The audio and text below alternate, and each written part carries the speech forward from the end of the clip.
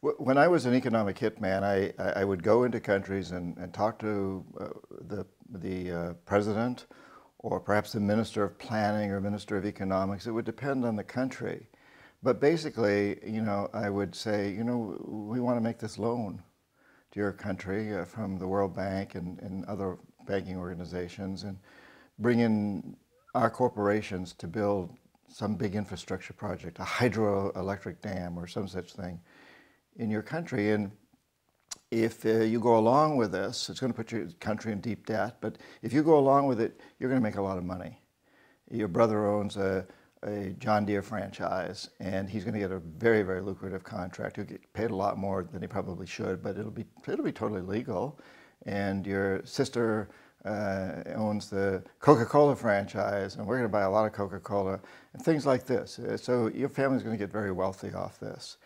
On the other hand, if you don't go along with it, well, remember what happened to Allende in Chile, Arbenz in Guatemala, Mossadegh in Iran, Lumumba in the Congo, and today we'd remind them of Zelaya, who was just overthrown in Honduras a couple of years ago. Remember these things, and presidents that don't go along with the system have odd things happen to them. They get thrown out in coups or assassinated.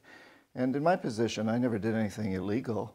Everything I did was sanctioned by the World Bank. Every major business school in the country advocates these things, but it was not what we pretended it to be. The pretense was that it would bring the poorest of the poor out of poverty, would end poverty. It was doing exactly the opposite.